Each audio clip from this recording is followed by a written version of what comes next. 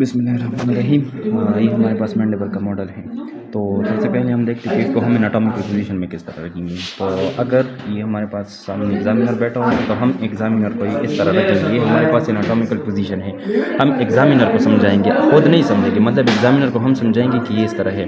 तो सबसे पहले ये हमारे पास उसका एनाटॉमिकल पोजीशन है, मैंडेबल बोन है ये। तो स्कल में अगर हम देखें दो तरह के बोन होते हैं, एक पेयर्ड और एक अनपेयर्ड। तो अनपेयर्ड में ये हमारे पास अनपेयर्ड कैटेगरी में आते हैं। सबसे स्ट्रॉन्गेस्ट और लार्जेस्ट बोन है स्कल का। अब हम आते हैं इसकी एनाटॉमी की तरफ। तो एनाटॉमी में हमारे पास इसकी मेन दो प्रोसेस है। ये अगर हम देखें तो ये हमारे पास कोरोनॉइड प्रोसेस। ये अगर हम देखें तो ये हमारे पास कॉन्डाइलर प्रोसेस है।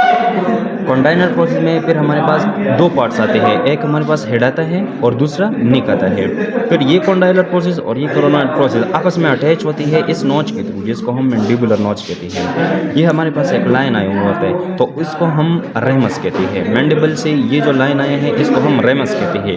फिर ये जो एरिया नजर आता है जो कि रेमस और बॉडी को आपस में कनेक्ट करते हैं, ये एक प्रोट्रूडिंग स्वेलिंग होती है इसकी, तो इसको हम एंगल कहते हैं। ये हमारे पास रेमस हो गया, ये हमारे पास एंगल हो गया। फिर ये हमारे पास बॉडी हो गई यहाँ तक, और फिर दोबारा से ये स्टार्ट होता है। तो ये हमारे पास रेमस है, ये हमारे पास एंगल है, ये बॉडी है, ठीक है। फिर इसके बाद हम आते हैं तो ये जो लाइन आपको नजर आता है ना, इसको हम ओब्लिक लाइन कहते हैं, ठीक है। इसको हम ओब्लिक लाइन कहते हैं। फिर अगर हम यहाँ पे आ जाए तो यहाँ पे हमारे पास एक फोरामिन नजर आता है। इस फोरामिन को हम मेंटल फोरामिन कहते हैं। इसमें इंफीरियर एल्वियोलर नर्व और इंफीरियर एल्वियोलर वेसल्स जो है वो और ट्रांसमिट होती हैं।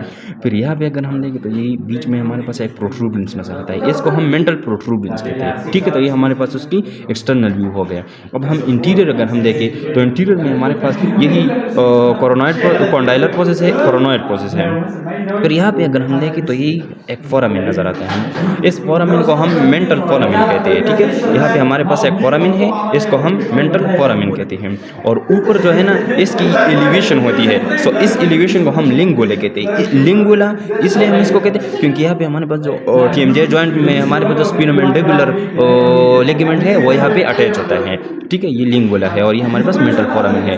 फिर यहाँ पे अगर हम देख तो ये एक लाइन है, ये एक लाइन है जो कि फोसस को डिवाइड करती है। इस लाइन को हम माइलोहायोइड लाइन कहते हैं। और ये सुपीरियरली फोसा डिवाइड करते हैं और इंफीरियरली जो सुपीरियरली फोसा डिवाइड करते हैं, ये ऊपर हमारे पास टंग आता है, तो इसको सबलिंगुअल फोसा कहते हैं। फिर इस लाइन, ये जो माइलोहायोइड लाइन, इसकी नीचे जो है वो फोसा जो आता है ना, इसको सबमैंडिबुलर फोसा कहते हैं, ठीक है। फिर हमारे पास बीच में जो फोसा आता है ना, इसको हम डाइगेस्टिक फोसा, तो ठीक है। ये हमारे पास माइलोहायोइड लाइन हो गया, ये हमारे पास सबलिंगुअल फोसा हो गया, ये हमारे पास सबमैंडिबुलर फोसा हो गया और ये डाइगेस्टिक फोसा हो गया। तो ये हमारे पास इसका एंटीरियर व्यू भी हो गया, ठीक है। तो ये एंटीरियर व्यू और ये एक्सटर्नल।